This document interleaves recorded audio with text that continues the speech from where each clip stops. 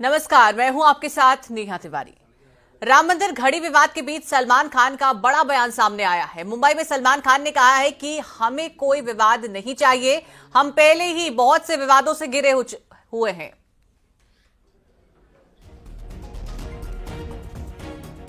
तो राम मंदिर घड़ी विवाद के बीच सलमान खान ने अपना बयान जारी किया है। उन्होंने कहा है कि हमें कोई और विवाद नहीं चाहिए, हम पहले से ही बहुत से विवादों से घिर चुके हैं।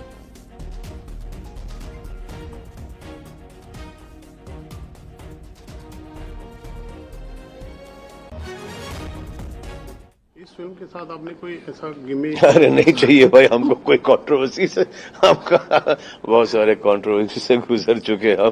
हमको नहीं चाहिए कोई controversy, and I don't think controversies की वजह से कोई फिल्म हिट होती है। हमने तो देखा ही है कंट्रोवर्सीज में कि फ्राइडे की रिलीज नेक्स्ट ट्यूसडे हुई है वगैरह, तो वी डोंट वांट एनी। अभी भी है टाइम भाई, ये 3-4 दिन निकल जाने दो और पिक्चर रिलीज हो जाने दो, उसके बाद भी कोई कंट्रोवर्सी चाहिए नहीं। और इससे पहले ऑल इंडिया मुस्लिम जमात के राष्ट्रीय अध्यक्ष मौलाना शहाबुद्दीन ने कहा है कि सलमान का इस घड़ी को पहचानना गलत है। शहाबुद्दीन रिजवी ने इस्लाम और शरिया का हवाला देते हुए इसे हराम बताया है।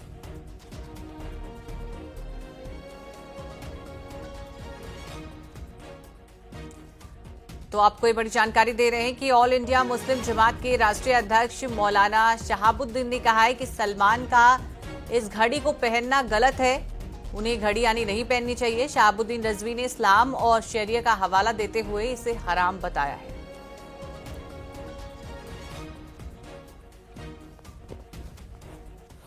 और उनको मसले शरई बताना चाहता हूं कि वो सबसे पहले मुसलमान हैं और किसी भी मुसलमान को शरीयत इस बात की इजाजत नहीं देती है कि वो गैर मुस्लिमों के मजहबी शियार को या उनकी इमारतों को या उनकी मंदिरों को वो प्रचार करें।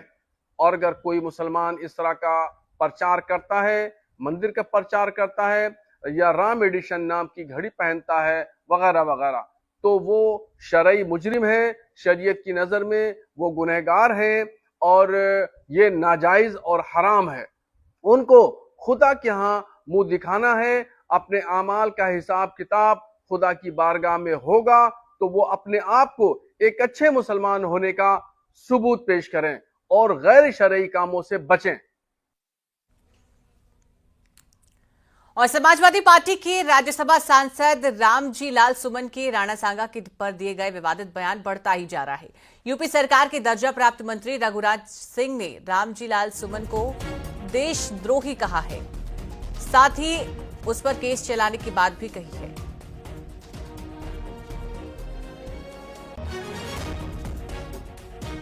देश के राजपूतों की कहानी को पढ़ के वो कभी भी गुलाम नहीं हुए, तो हमारे देश की राजपूतों का इतिहास को पढ़ के कई देश ऐसे हैं जो गुलाम नहीं हुए, लेकिन हमारे ही लोगों ने हमको गुलाम करवाया। 600-700 साल मुगलों के, 200 साल अंग्रेजों के। डिवाइड एंड रूल वाली पॉलिसी ये तब भी थे ऐसे नपुंसक, और आज भी हैं। इसी कारण ये देशद्रोही हैं, इन पे देशद्रोही का मुकदमा चलना चाहिए। अच्छा। और बीएसपी सुप्रीमो मायावती ने आगरा की घड़ी घटना की कड़ी निंदा करते हुए समाजवादी पार्टी पर बड़ा हमला बोला है। उन्होंने समाजवादी पार्टी को लखनऊ के गेस्ट हाउस कांड की याद दिलाकर पश्चाताप करने की बात कही है। वहीं एसपी ने पलटवार कर कहा है कि मायावती दलित सांसद रामजी लाल सुमन पर हुए अत्याचार पर सियासत न करें।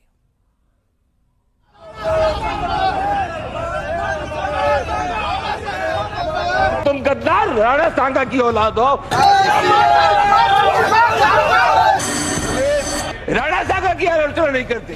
समाजवादी पार्टी के सांसद रामजी लाल सुमन के संसद में राणा सांगा को लेकर दिए बयान पर सियासत थमने का नाम नहीं ले रही। एसपी सांसद के खिलाफ जहां करनी सेना के लगातार विरोध प्रदर्शन जारी है, वहीं अब मायावती ने भी समाजवादी पार्टी पर बड़ा हमला बोला है। बसपा सुप्रीमो मायावती ने सपा अध्यक्ष अखिलेश यादव पर तीखा हमला किया है। उन्होंने कहा कि अखिलेश यादव को आगरा की घटना के साथ साथ अपनी सरकार के कार्यकाल की घटनाओं को भी याद रखना चाहिए।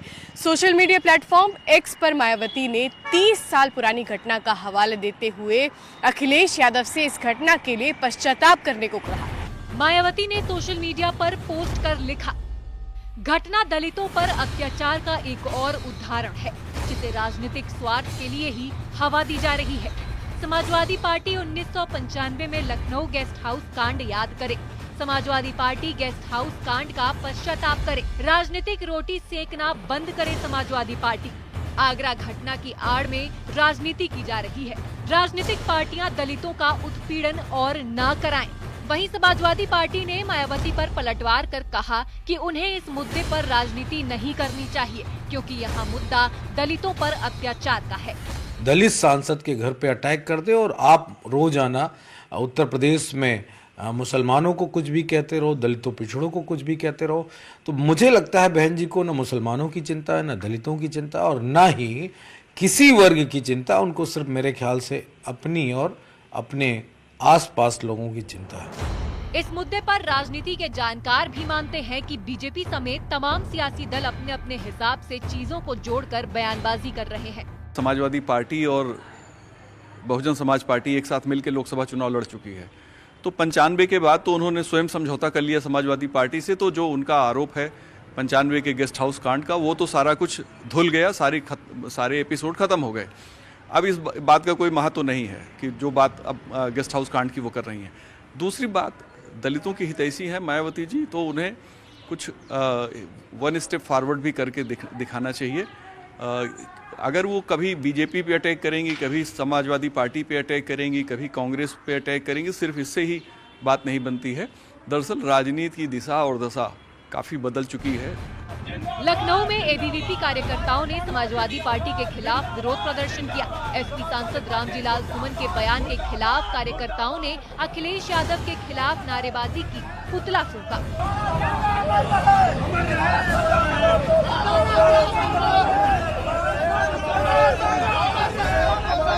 फतेहपुर में रामजीलाल सुमन के खिलाफ करनी सेना ने विरोध प्रदर्शन किया।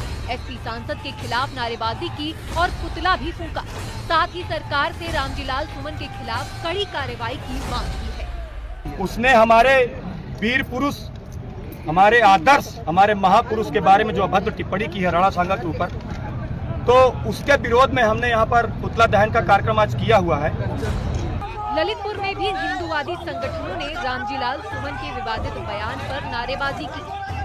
साथ ही कलेक्टोरेट परिसर में जाकर डीएम को ज्ञापन सौंपा और रामजीलाल सुमन की संसद सदस्यता रद्द करने और केस दर्ज कर गिरफ्तारी की मांग की। न्यूज़ 18 के लिए ब्यूरो रिपोर्ट।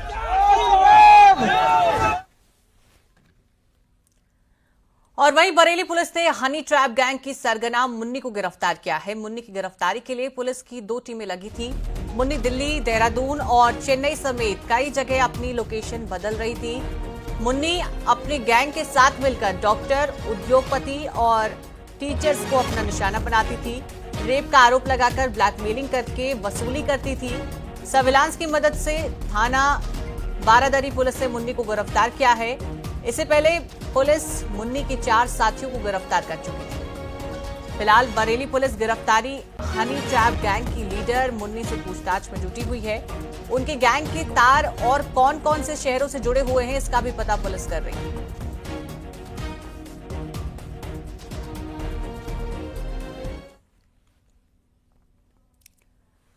और अलीगढ़ में एक वीडियो वायरल हो रहा है जिसमें दावा किया जा रहा है कि एक हिंदू कारोबारी मस्जिद में जाकर नमाज पढ़ रहा है। अलीगढ़ के शहर मामू भांजा मार्केट का एक कारोबारी मस्जिद में नमाज पढ़ रहा है। हिंदूवादी संगठनों के विरोध के बाद कारोबारी ने माफी मांगी और मंदिर में जाकर खुद पर गंगा जल छिड़का।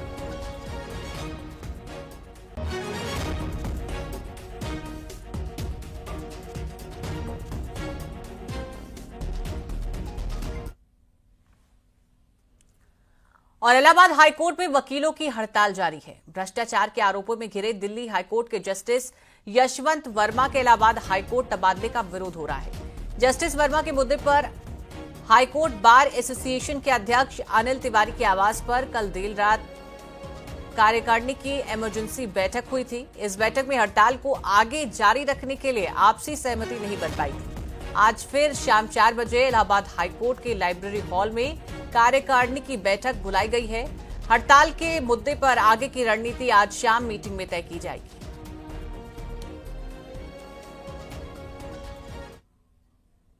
शाम 4 बजे library hall high court bar association के में ये मीटिंग पुनः आहूत की गई है।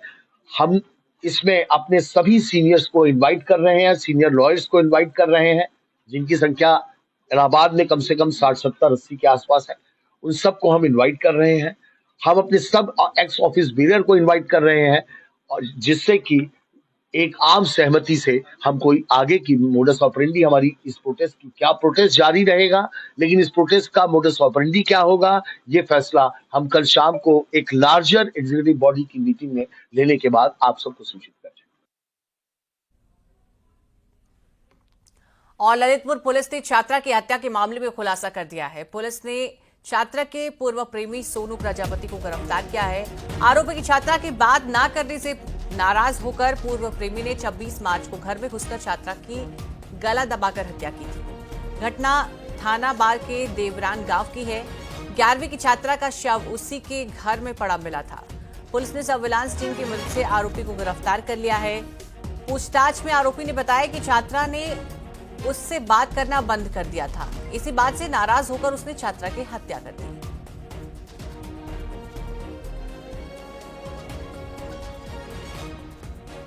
एक साइंटिफिक विवेचना करते हुए जो मुख्य अभियुक्त था, जिसका नाम सोनू प्रजापति है, उसको अरेस्ट कर लिया गया है और उसको आज माननीय न्यायालय में के पास जो है वो भेजा गया है। मृतका के द्वारा जो है इससे बातचीत करना जो है बंद कर दिया गया था।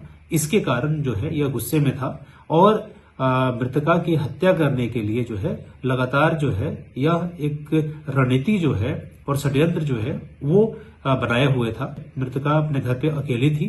जैसे ही उसको यह मौका मिला, आरोपी के द्वारा उसके घर में जाकर के जो है उसका गला जो है वो दबा दिया गया था, जिससे उसकी मृत्यु जो है वो हो गई थी। और एटा में शॉर्ट सर्किट से घर में भीषण आग लग गई। इस घटना में लाखों रुपए का सामान जलकर राख हो गया है। कोतवाली नगर इलाके में एक वकील के घर में ये आग लगी है। इस आग में वकील मनोज जैन का परिवार आग में फंस गया है। कड़ी मशक्कत के बाद परिजनों ने बाहर निकाला। सूचना पर मौके पर पहुंची फायर ब्रिगेड ने कड़ी मशक्कत के बाद आग पर काबू पाया है।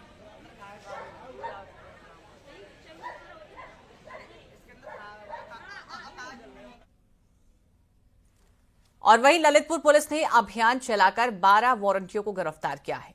कोतवाली मेहरोनी पुलिस ने 10 और थाना बानपुर पुलिस ने 2 वारंटियों को गिरफ्तार किया है। आरोपी कई मामलों में वंचित थे और कोर्ट में पेश नहीं हो रहे थे।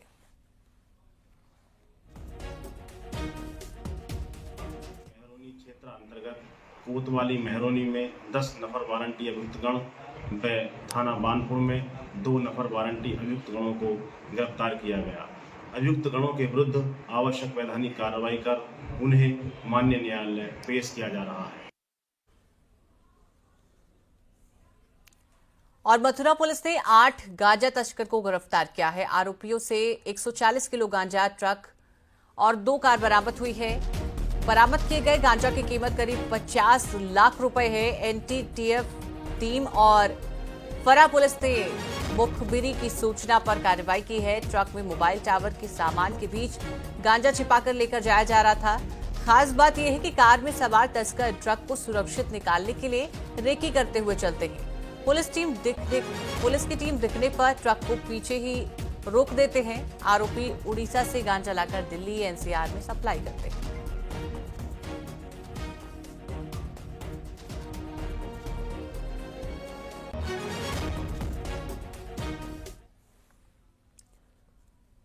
और सोनीपत और रोहतक में अफीम की खेती का मामला सामने आया है। सोनीपत और रोहतक दोनों जगह यूनिवर्सिटी में ही अफीम की खेती हो रही है। दोनों ही जगह फूलों के बीच अफीम के पौधे उगाए जा रहे हैं। तो आप तस्वीरों में देख सकते हैं कि सोनीपत में किस तरीके से अफीम की खेती की जा रही है। ये दो जगह की तस्वीरें हैं कि दोनों जगह पर यूनिवर्सिटी में ही अफीम की खेती हो रही है। फूलों के बीच अफीम के पौधे किस तरीके से उगाए गए हैं, ये आपकी टीवी स्क्रीन पर आप देख सकते हैं।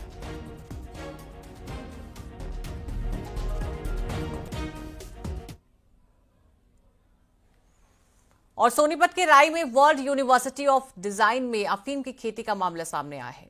फूलों की क्यारियों के बीच अफीम के पौधे उगाए जा रहे हैं। सोनीपत क्राइम ब्रांच यूनिट 1 ने इस खेती का खुलासा किया है। अफीम के करीब 400 पौधे मिले हैं, जिसमें से अफीम भी निकाली गई है। पुलिस ने यूनिवर्सिटी की माली सतलाल को गिरफ्तार किया है, उससे पूछताछ भी शुरू कर दी गई है। हैरानी की बात यह है कि जहां अफीम उगाई गई वहां से कुछ ही दूरी पर पुलिस आयुक्त सोनीपत का दफ्तर है। कुछ दिन पहले यूनिवर्सिटी की छात्र ने इलाके में नशे के कारोबार के आरोप लगाए थे।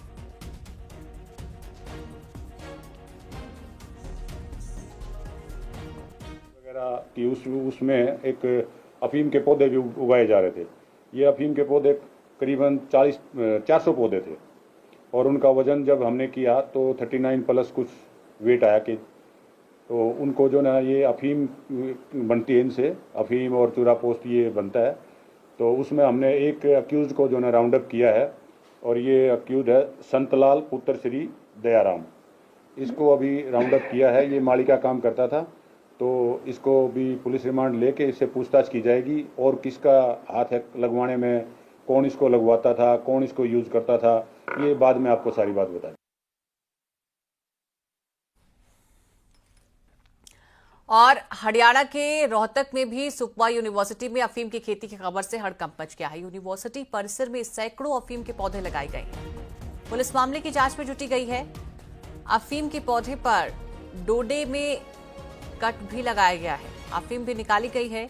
यूनिवर्सिटी में अफीम उगाने की शिकायत हरियाणा के गवर्नर को कुछ छात्रों ने दी थी। पौधे किसने उगाए, पुलिस इस मामले की जांच में फिलहाल जुटी हुई है।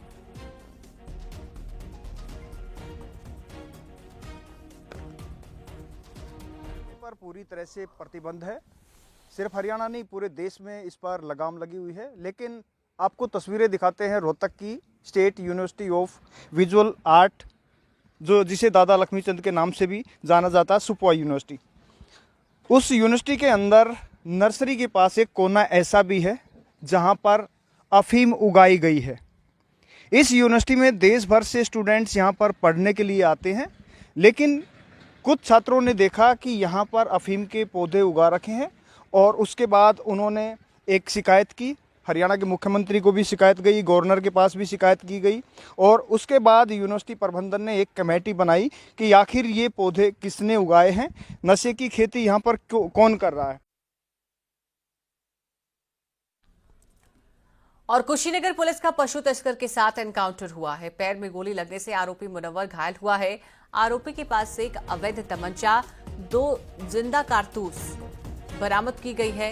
एनकाउंटर कुबेर स्थान थाना इलाके में हुआ है। घायल आरोपी को अस्पताल में फिलहाल भर्ती करवाया गया है।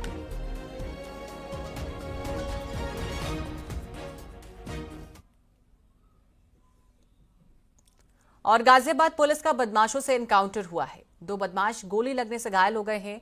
पुलिस ने 2 घायल बदमाशों समेत 4 बदमाशों को गिरफ्तार किया है।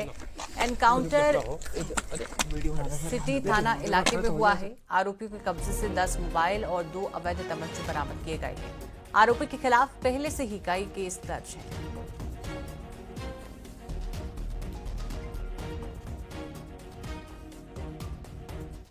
आवास विकास क्षेत्र में पेट्रोल पंप के पीछे लाया गया तो इन्हें वहां पर झाड़ियों में पहले से छुपा रखी तमंचा निकालकर इन्होंने जान से मारने की नियत से पुलिस पर फायर कर दिया। आत्मरक्षार्थ पुलिस द्वारा जवाबी फायरिंग की गई, जिससे 2 अभियुक्तों परवेज तथा शुभम उर्फ कशीनो के पैर में गोली लगी है। इन्हें उपचार हेतु अस्पताल भेजा गया है। इनके पास से 2 अदर तमंचा, 315 बोर, खोखा कारतूस, 2 चोरी की गई मोटरसाइकिल, कुल 10 लूटे हुए मोबाइल फोन बरामद हुए हैं। और सौरभ हत्याकांड के बाद चर्चा में आया ड्रम धमकी का जरिया बन गया है। मेरठ में पति पत्नी के बीच झगड़ा हुआ तो ऐसी ही धमकी सामने आई। पत्नी ने पति को पीटा और फिर कहा कि झगड़ा करोगे तो ड्रम में मिलोगे। ये रिपोर्ट देखिए।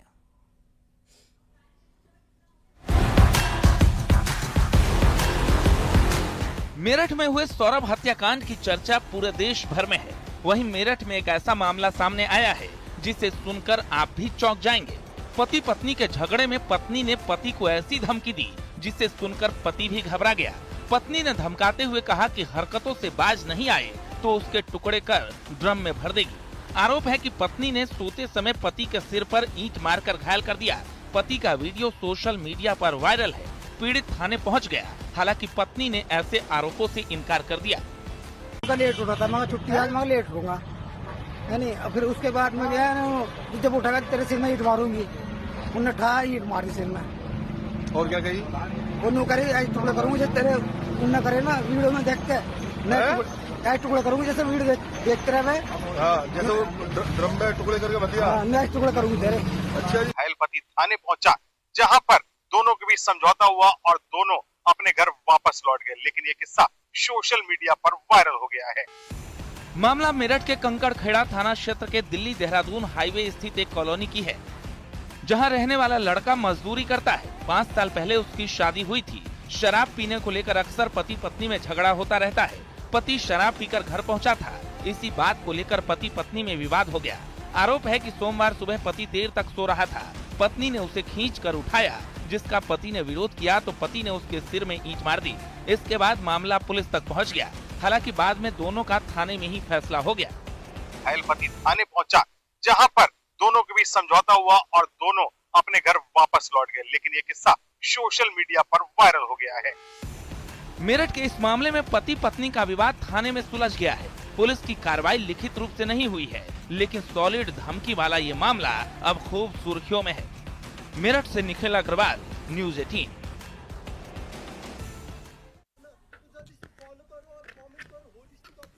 और वहीं अगर आगे की बात करें तो देवरिया में 2 रसोइयों ने पिछले करीब 15 साल में सरकारी स्कूल के कैंपस में कब्जा कर रखा है। स्कूल कैंपस में 2 टीन शेड डालकर कब्जा किया हुआ है। स्कूल में अवैध कब्जा होने की वजह से छात्र स्कूल के ग्राउंड में नहीं खेल पा रहे हैं। बेसिक शिक्षा विभाग, तहसील प्रशासन ने कई बार कब्जा हटवाने की मांग कर चुका है, मगर 15 साल बीत जाने के बाद भी ये अवैध कब्जा नहीं हट पाया है। सीडीओ ने स्कूल के कैंपस से जल्द अवैध कब्जा हटवाने का भरोसा दिया है।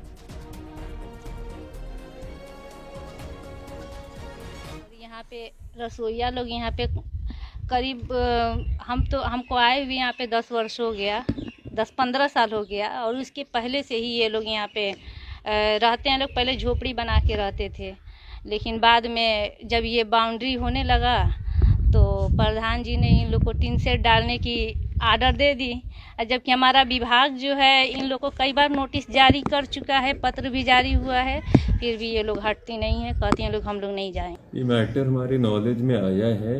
अभी खंड शिक्षा अधिकारी वहाँ उस ब्लॉक के नोटिस भी जारी किया है प्रधान अध्यापक को, तो इसका जल्द से जल्द ही हम समाधान करेंगे। सर क्या संज्ञान में आया आपके? इसमें यही अवैध कब्जे की शिकायत थी, उसमें हम दोनों रेवेन्यू और शिक्षा दोनों के समन्वय से इसका जल्दी निस्तारण कर देंगे।